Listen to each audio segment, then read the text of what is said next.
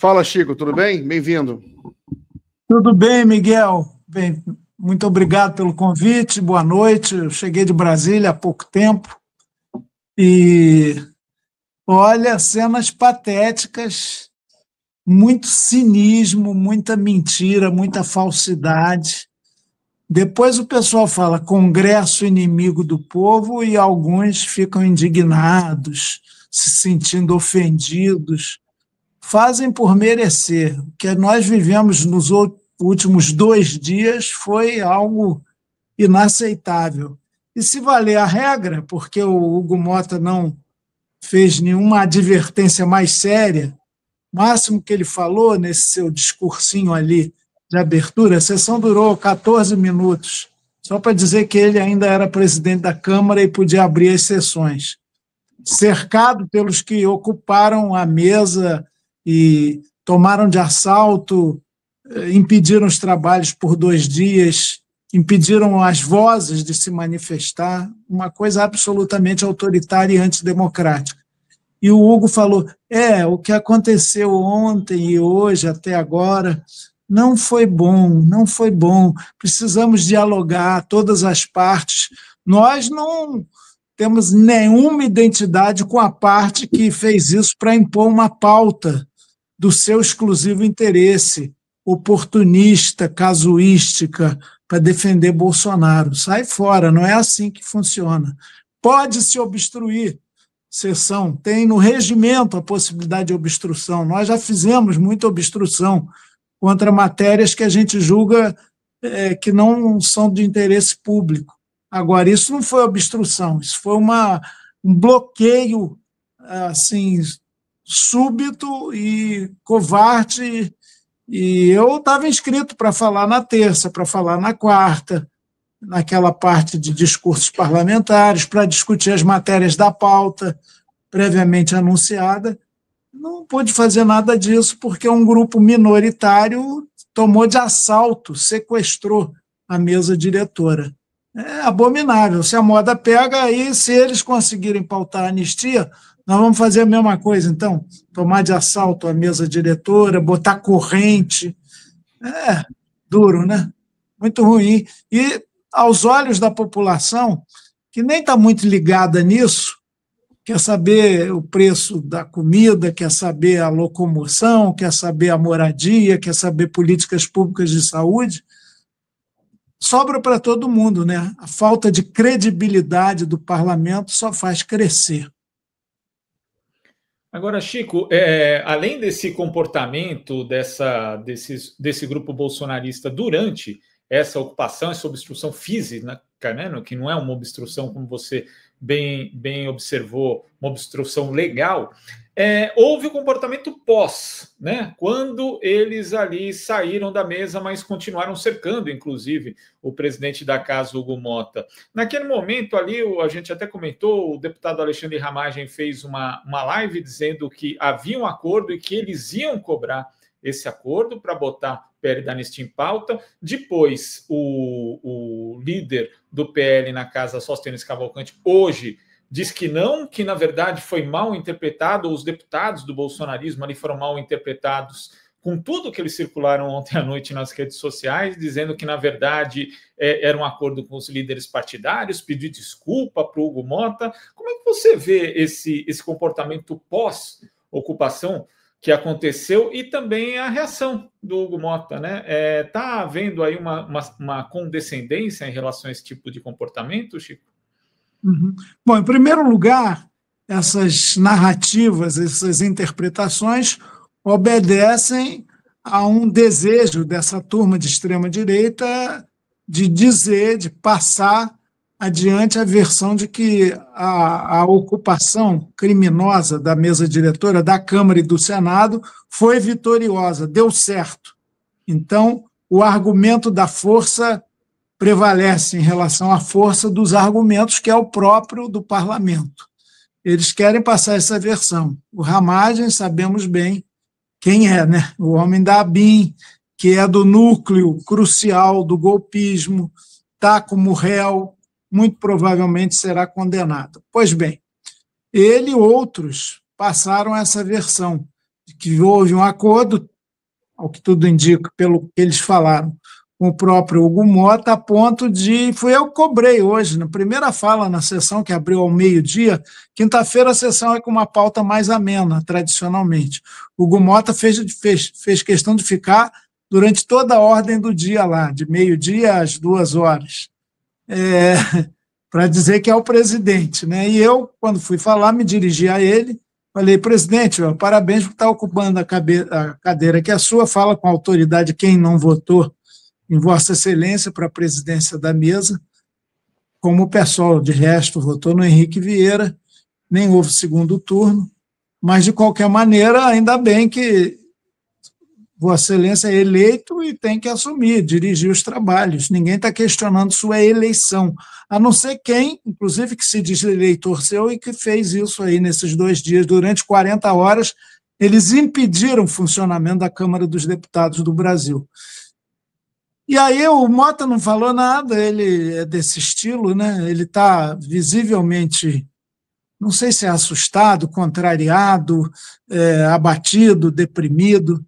E o Sóstenes, então, como você mencionou, usou lá a tribuna para dizer que nunca disse que o Mota fez esse acordo, que o acordo é de partidos. Ora, por que eles não apresentaram isso em reunião ordinária do Colégio de Líderes? Precisa tomar de assalto a mesa diretora, se acorrentar, fazer essa pataquada inteira?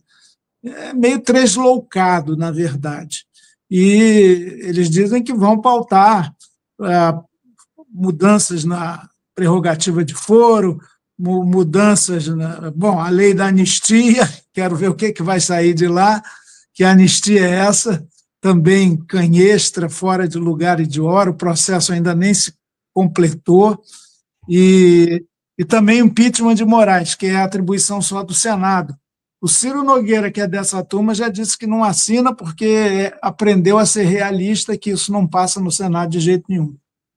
Eu também não sei se a anistia e essa mudança oportunista, casuística da prerrogativa de foro passa na Câmara, não sei a força desses caras.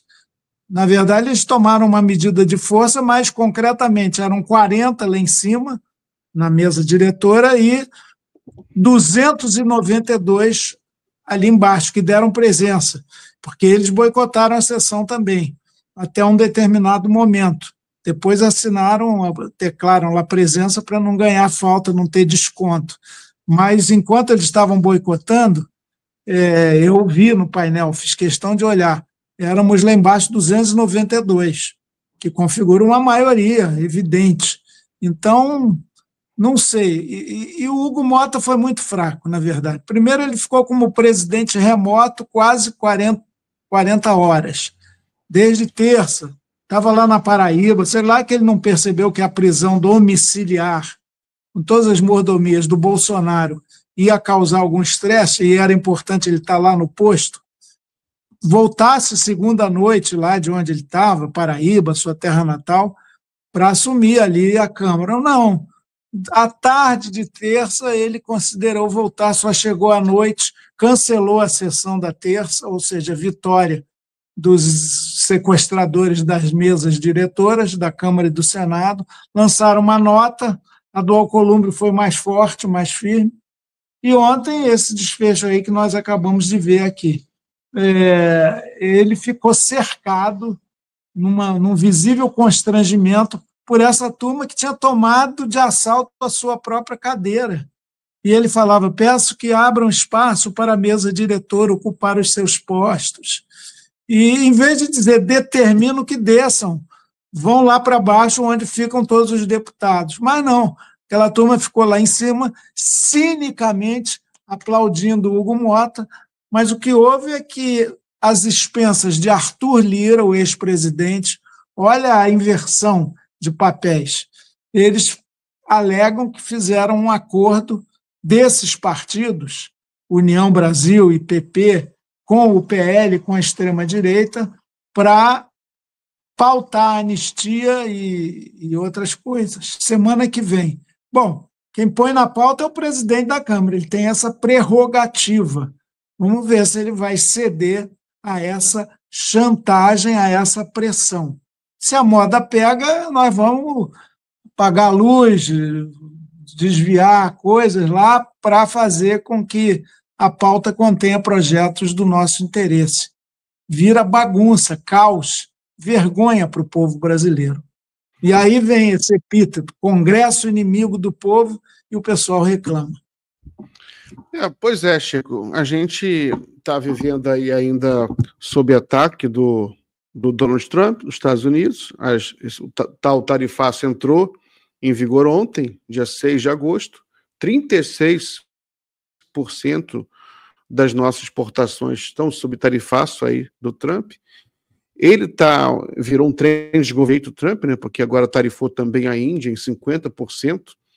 Está aí em guerra. O Lula ligou para o Modi hoje, primeiro-ministro, para acertarem algum acordo.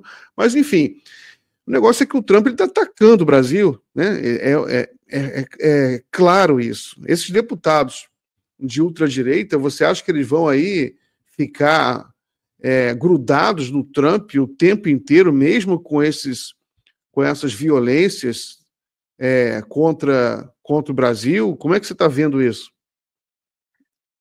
Eu vejo que a gente vive um momento de profunda contradição. Cartas embaralhadas e sinais trocados. Eles alegam que estão sendo vítimas de perseguição política, de uma ditadura da toga, mas defendem a ditadura de 64, a tortura, as atrocidades, aquela página infeliz da nossa história. Eles se julgam patriotas, se verde amarelam nas roupas, na indumentária, e defende Donald Trump. Levaram até uma bandeira, Make America Great Again, para uma comissão da Câmara dos Deputados durante o recesso agora. É uma vergonha o entreguismo, o comportamento rastejante, comportamento submisso, a aceitação do neocolonialismo de Donald Trump. Isso eles estão moderando um pouco no discurso, porque viram que pega mal para caramba. Mas é absolutamente inaceitável esse tipo de comportamento submisso, rastejante, como disse, de aceitação dessa imposição unilateral dessas tarifas. E mais, o Donald Trump fazendo uma ingerência jamais vista na história com esse descaramento na política brasileira. Ele fala no primeiro parágrafo daquele seu papelucho, que nem foi uma carta oficial dirigida ao presidente do Brasil, a ponto do Itamaraty ter que perguntar ao representante de negócios dos Estados Unidos aqui, porque nem embaixador o Trump nomeou, desde que tomou posse em janeiro, não tem embaixador norte-americano no Brasil, mas o Itamaraty teve que perguntar se aquela tal carta era verdadeira, procedia, e eles confirmaram. A primeira frase da carta é o seguinte: estão perseguindo um homem de bem como o Bolsonaro, tem que parar, ele bota em letra caixa alta, letra maiúscula, tem que parar esse processo contra ele. Quem é Donald Trump para fazer isso? Ele se julga dono do mundo, mas não é. Então é inaceitável essa postura.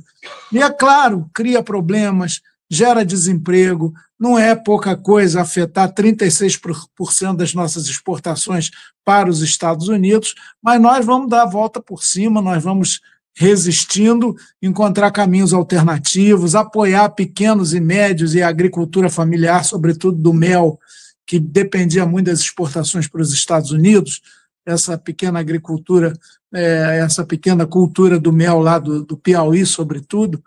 A gente encontra linhas de financiamento, apoio emergencial. Vamos superar, enfrentar isso e buscar um mundo multilateral. A China já credenciou mais 38 empresas exportadoras de café do Brasil para lá. Então, a gente não é mais tão dependente dos Estados Unidos como era antigamente. E, aliás, o nosso comércio com os Estados Unidos é deficitário. Mentira no papelucho do Trump, dizendo que eles só levavam prejuízos aqui. Então, é um jogo sujo e tem esses sabujos apoiando Donald Trump.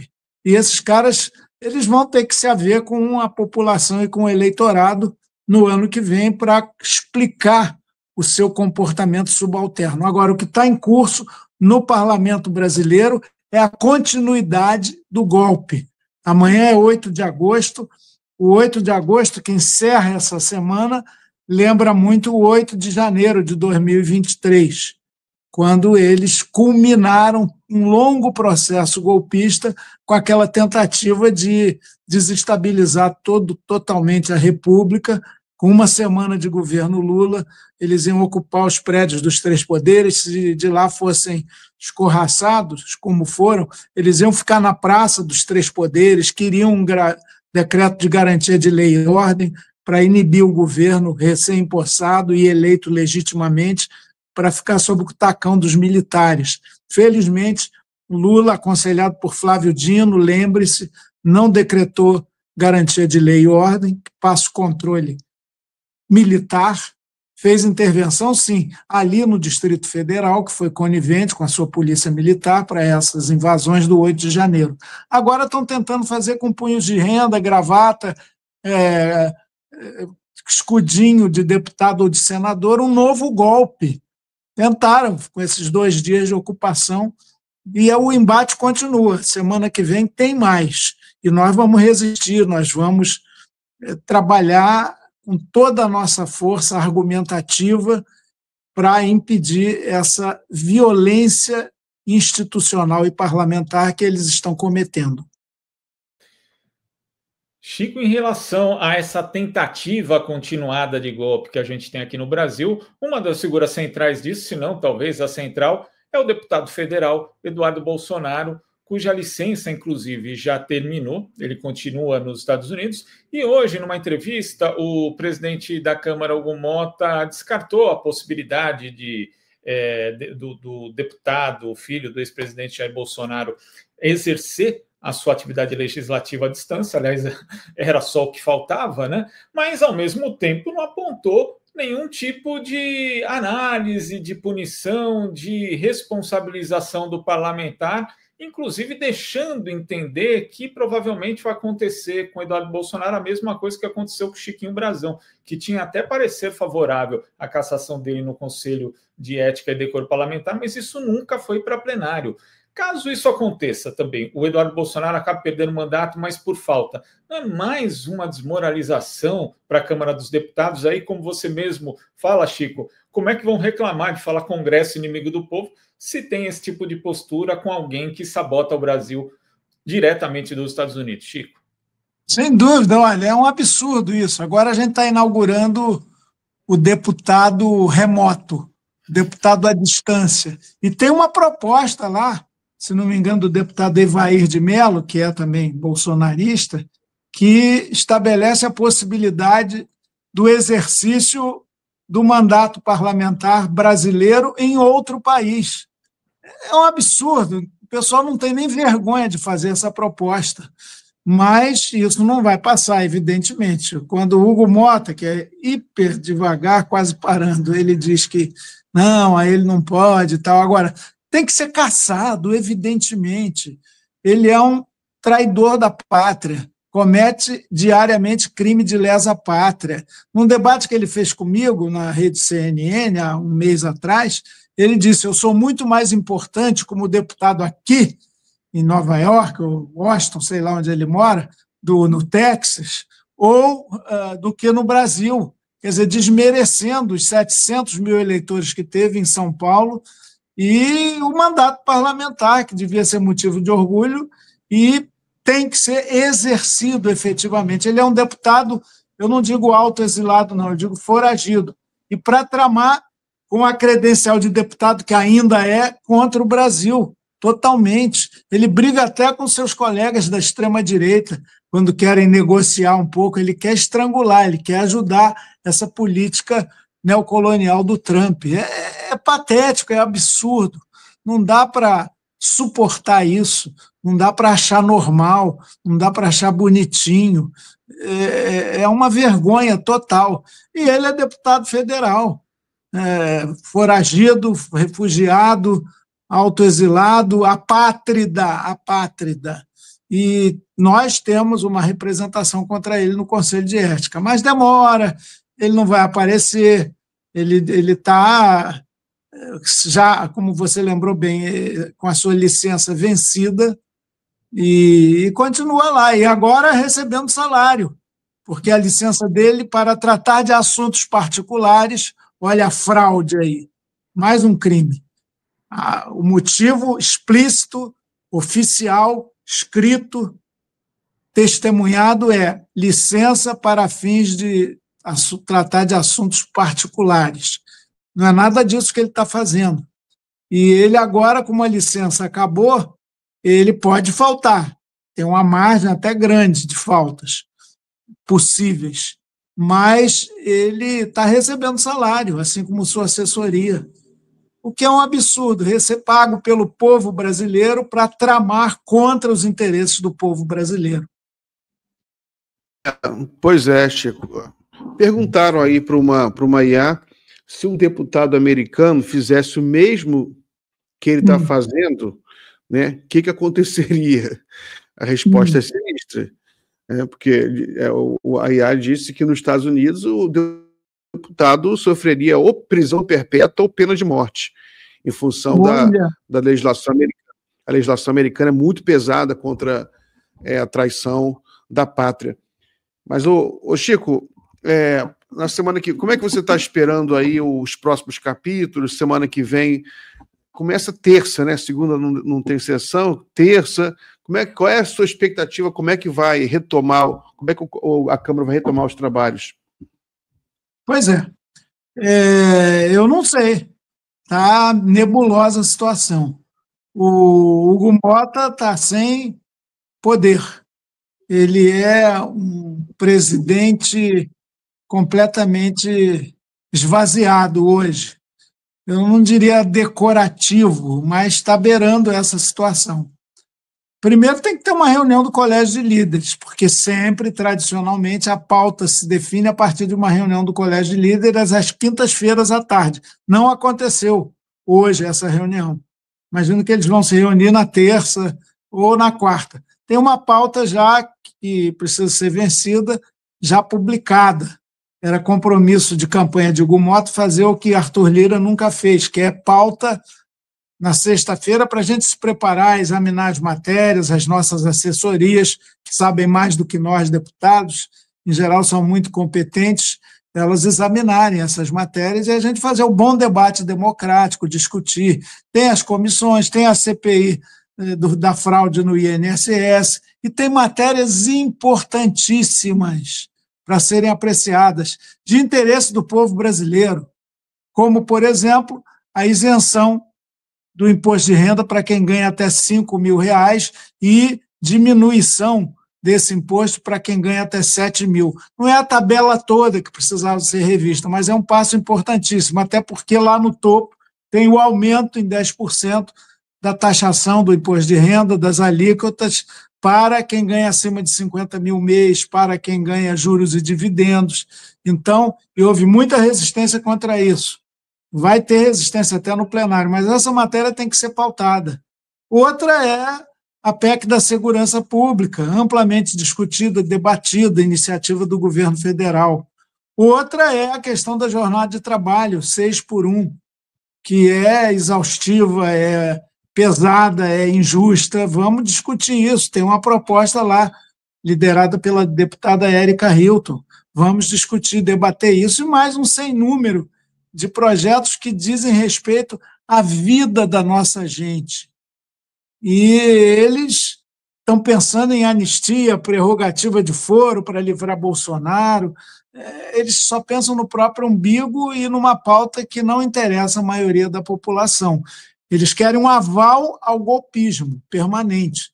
Se essa anistia é apresentada e passa, tem que passar na Câmara, tem que passar no Senado, pelo crivo, inclusive, do presidente da República, não teria que ter veto. Tudo isso não é um caminho nada fácil para eles, mas seria um aval ao golpismo, fora a inconstitucionalidade que ela contém. Nós, certamente, se tudo isso acontecer, inclusive veto derrubado, a lei promulgada, nós vamos recorrer ao Supremo também.